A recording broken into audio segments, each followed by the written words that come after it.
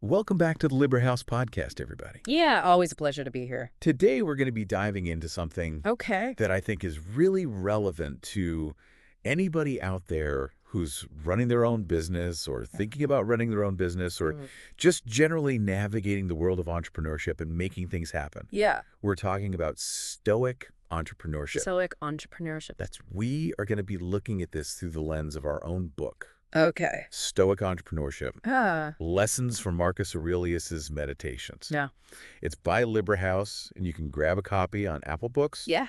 Google Play Books. Yes. The link is down in the description. As always. As always. And hey, while you're down there, Uh-huh. hit that like button, share this episode with a friend, Please. subscribe to the channel for daily podcasts, Yes. and tons of awesome book reviews. We got a lot more coming. We do. All right, so Stoic Entrepreneurship. When I first heard about applying Stoicism to business, I'll admit, I had this image of like a super serious entrepreneur. Uh-huh. Right. Just like no emotions whatsoever. Yeah. Very stone-faced. Very stone-faced, exactly. Classic misconception. Right, like totally detached from everything. So what is it really about? So it's not about suppressing emotions. Okay. It's more about mastering them. Okay. Understanding how our reactions to things impact our decisions, especially when things get really rough, you know? So less robot, more like savvy leader. Exactly. Yeah. Yeah. It's more about having that awareness and that control over your inner state so you can make the best decisions. That makes sense. So how does this actually help entrepreneurs, though? It's a good question. Well, the book really dives into this idea of controlling what you can control Okay. and using that control to navigate the things that you can't control. Okay. Right. And so the Stoics talk about your inner world, your thoughts, your emotions, your reactions Right. as being the things that you can control. Okay. And then the outer world of business, the market forces, the competition, All that stuff you can't really control. all that stuff that is constantly changing and unpredictable, those are things that you can't really control. So how can we use what we can control Right. to best navigate that outer world? So like a ship in a storm kind of thing. That's a perfect analogy. Yeah. Okay, I like that. Yeah. The entrepreneur is the captain, the business is the ship, and that storm is the unpredictable world of entrepreneurship.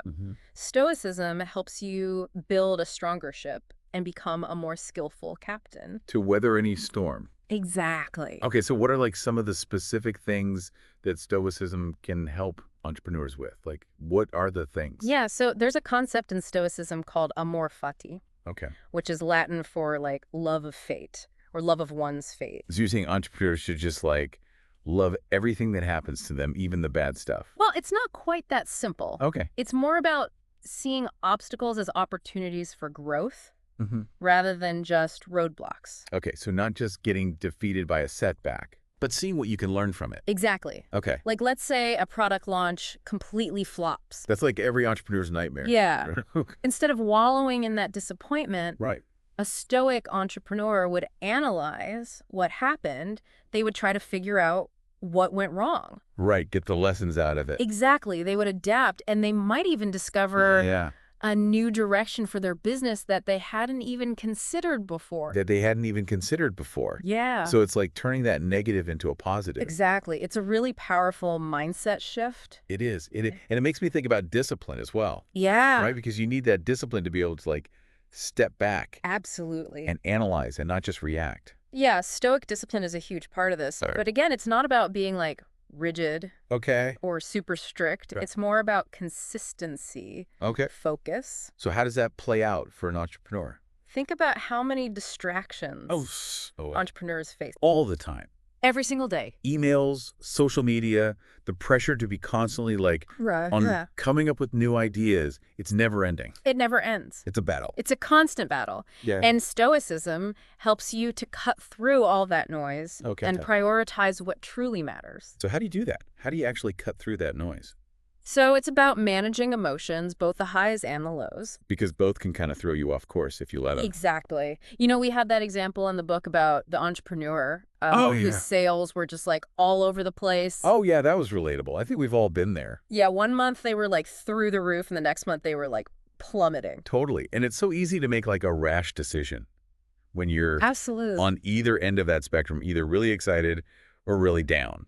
Yeah, like when things are good, you might get overconfident Right. and make risky moves, or when things are bad, You might panic and, like, abandon a good strategy. Right. Stoicism teaches you to take a step back, Okay. assess the situation with a clear head, Yeah. and make decisions based on your long-term strategy, Okay. not just whatever emotion you're feeling. Not that knee-jerk reaction. Exactly. So it's like having an emotional buffer Yeah, to prevent those choices that you might regret later. exactly. Okay, I like that. Now, you mentioned long-term strategy, and I think that ties into another big thing for entrepreneurs, Yeah. which is adaptability. Huge. The world is changing so fast these days. Constantly changing, yeah. What worked, even like a couple of years ago, might not work now. Mm-hmm. So how does Stoicism help entrepreneurs adapt to all that change?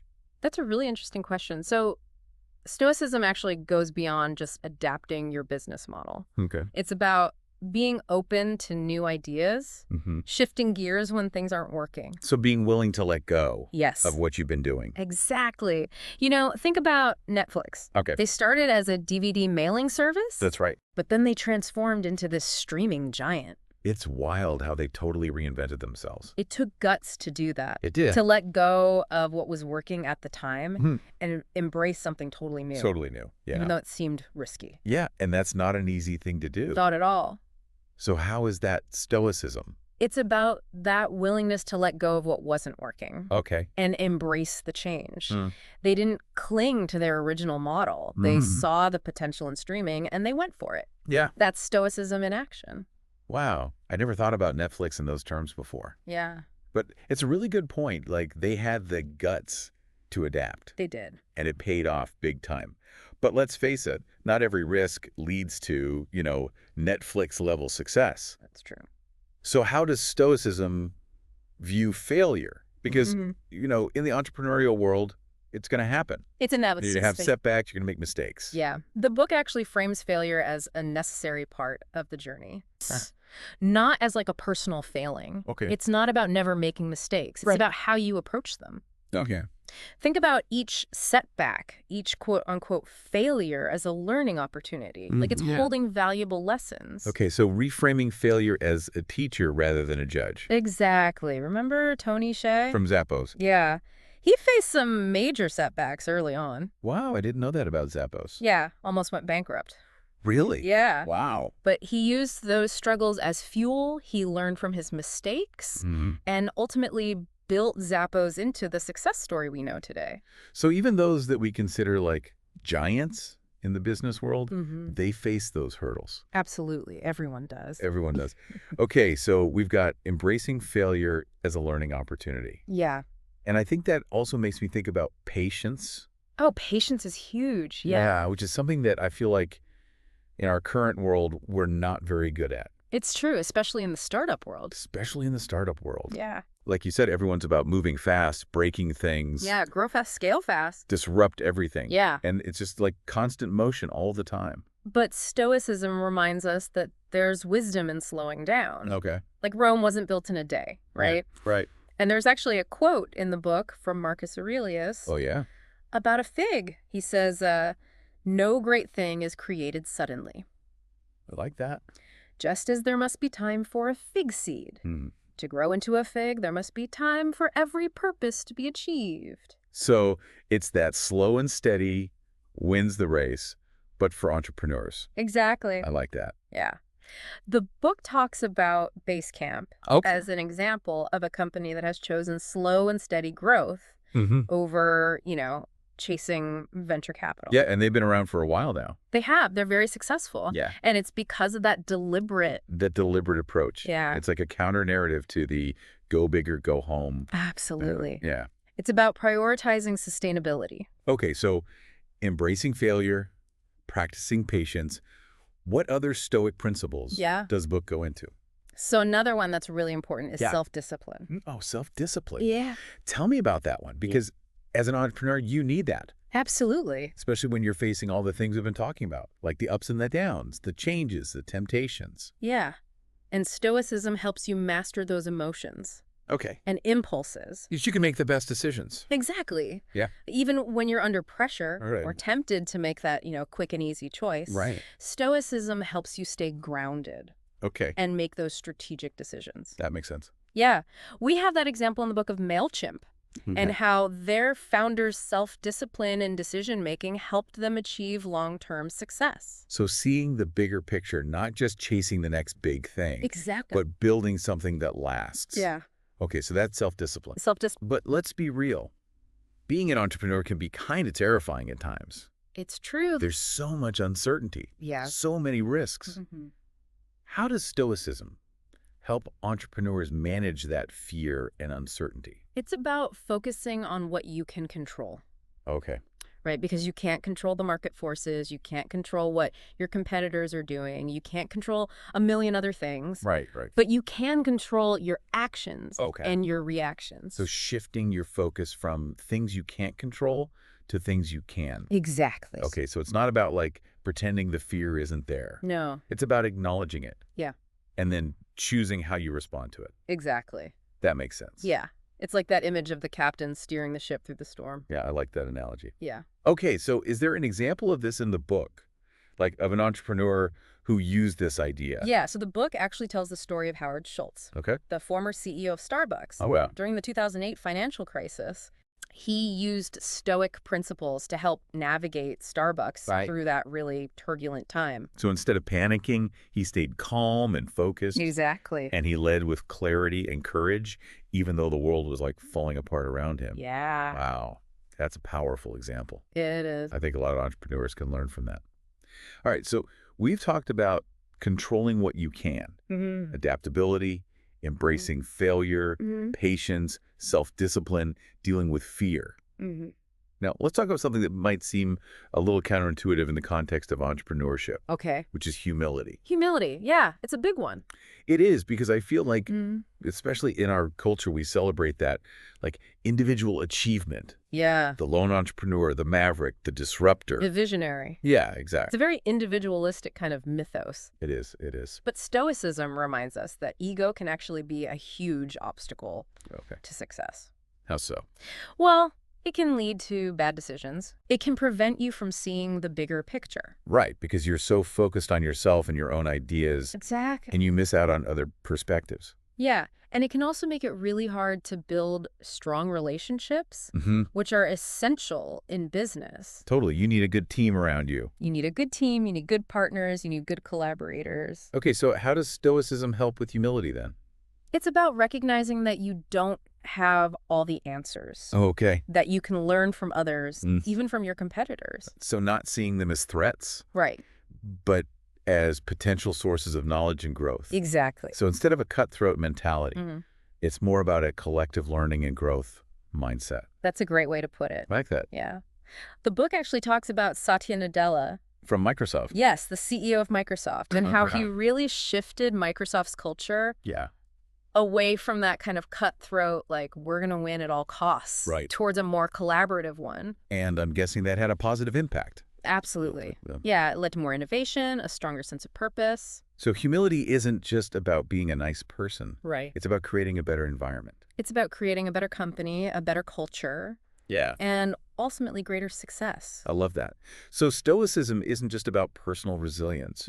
It's about building a more collaborative and supportive environment. Absolutely. It's about building something bigger than yourself. Okay, so we've got controlling what you can, adaptability, embracing failure, patience, self-discipline, dealing with fear and uncertainty, humility, and collaboration.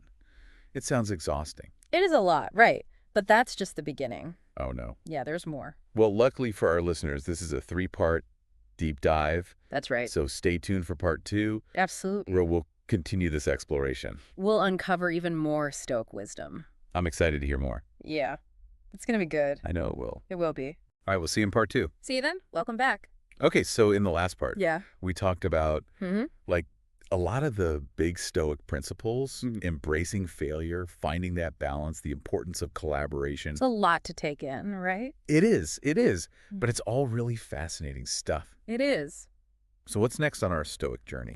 Okay, so let's talk about something that I think every entrepreneur struggles with, which is finding balance. Especially when it feels like everything is chaotic. Yes, in the midst of all the chaos. Exactly. And the book actually goes into some pretty practical techniques Okay. for managing all that stress and overwhelm. I'm all ears. because that is something I constantly struggle with. Like, Yeah.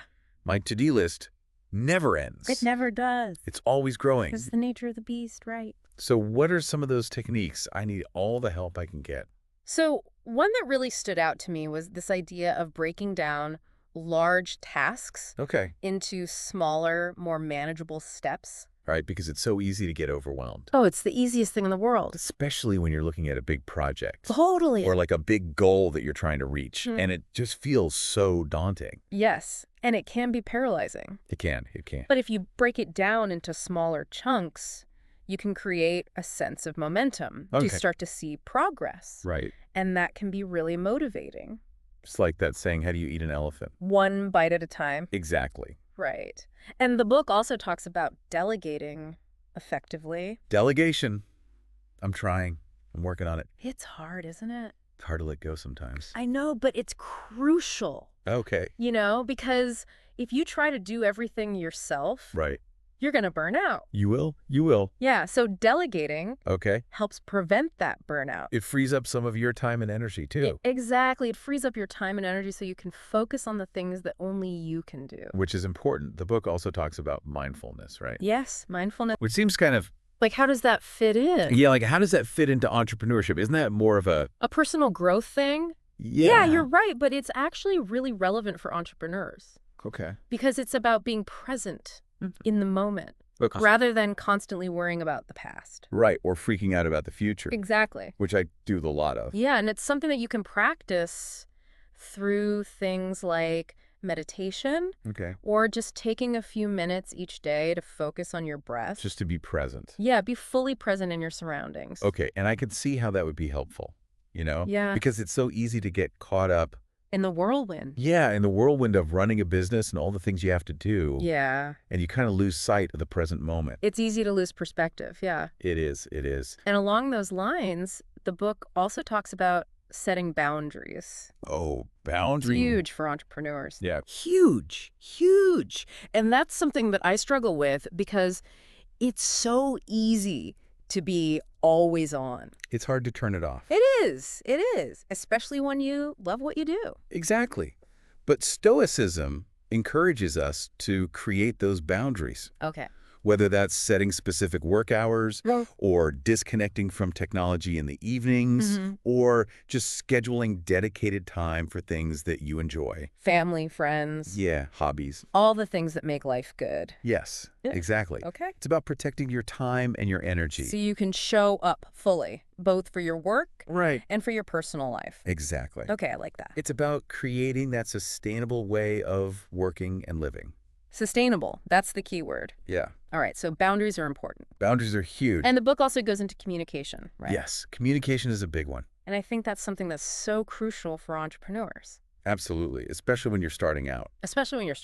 Yeah. You're working with limited resources. Right. Tight deadlines. Everyone's wearing multiple hats. Exactly. So communication is key. So what does Stoicism have to say about communication?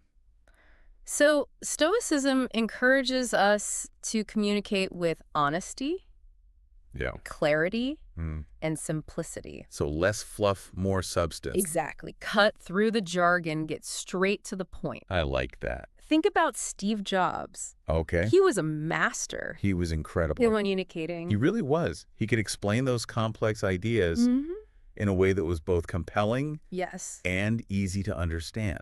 That's the power of clear communication. It is. And it's not just about public speaking. It's about every form of communication. Yep. So how you write emails, how you run meetings, how you have one-on-one conversations. It's all about that clear communication. So it's about building trust and relationships. Exactly. Both with your team and with your customers and your partners. You got it. Now, let's talk about something that might seem a little bit unexpected in a discussion about Stoicism and business. I'm intrigued. What is it? Gratitude. Gratitude. Yes, gratitude. And I think about gratitude in terms of my personal life. Yeah. Just like being thankful for what I have. Yeah, it's good for your mental health. Exactly. But how does that fit into entrepreneurship? Yeah. So the book talks about how gratitude can actually be a really powerful tool for entrepreneurs. Okay. It's about practicing gratitude, not just for the big wins, but for those everyday efforts. Okay. The small victories. So shifting your perspective Yeah. from what's not working to what is working. Exactly. Okay, so gratitude as an antidote to stress. Yes. And negativity. Because it helps you appreciate the journey. Yeah. Even with all its challenges. Even with the ups and the downs. And it helps you cultivate that more positive and resilient mindset. So it's like choosing to focus on the abundance rather than the scarcity. That's a great way to put it. I like that. Is there an example of this in the book? Yeah, the book actually uses Zappos again. Okay. And it talks about how Tony Hsieh really built that culture of gratitude within the company. He was big on company culture. He was. He understood the power of appreciation. Not just appreciating your employees. Yeah, employees, customers. Even just like small acts of kindness. Okay, so it's not just a feel-good concept. Yeah. It actually has tangible benefits for the business. Absolutely. Okay, now what about feedback? Because, as an entrepreneur, you're putting yourself out there. You're vulnerable. You are vulnerable. You're putting your heart and soul into this thing. Yeah, and you're going to get feedback. You're going to get feedback. Not all of it's going to be good. Not all of it. So how do you handle that? So the book encourages entrepreneurs to view feedback, even criticism, as an opportunity for growth. Okay. Instead of getting defensive or taking it personally. Yeah, which is easy to do. Oh, so easy to do. Right. Take a step back and ask yourself, what can I learn from this? Exactly. How can I use this to improve? To get better. It's separating the ego from the feedback. Yes. And really focusing on what's being said. Yeah. Okay. The book actually uses the example of Elon Musk. Okay. Someone who has received plenty of criticism. He has. And not always been great at taking it. Right. But what's interesting is his ability to learn from those setbacks and to iterate. Okay. And to improve. So it's that growth mindset. It's that willingness to be wrong. Exactly. To make mistakes. Yeah. To learn from them and get better. That's how you grow. That is how you grow. Okay. Let's talk about something that might seem like a given. Okay. But I think in the entrepreneurial world, it can be easy to lose sight of. Yeah. And that's integrity. Integrity, yeah. Because when you're facing all this pressure to succeed. To grow your business, to make money. Exactly. It can be tempting to cut corners. To compromise your values. To, do whatever it takes. But the book really emphasizes integrity as like a core principle. It's foundational. It is. For Stoic entrepreneurship. It is. It's about aligning your actions. With your values. Your values, even when it's hard. Even when it's hard. Even when it might cost you in the short term.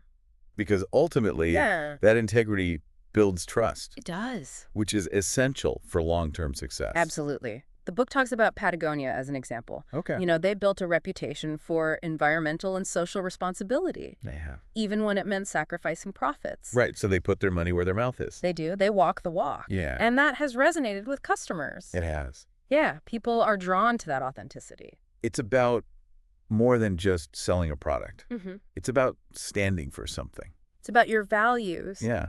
And people respect that. They do. Okay. So integrity is key. Integrity is key. Now, you mentioned that there was like a mind-bending Stoic principle. Oh, yes. That we're going to talk about. Are you ready for this? My mind is flexible now. Okay, good. After all this Stoic training. Good. I'm ready. Okay, so let's talk about detaching from outcomes. Detaching from outcomes. Yes. But wait a minute. Yeah. Aren't entrepreneurs supposed to be like goal-oriented? Yeah. Driven by results? Absolutely. You should have goals. Okay. You should be striving for results. Oh, okay. But Stoicism says that you also need to detach from the outcome. So how do you reconcile those two things?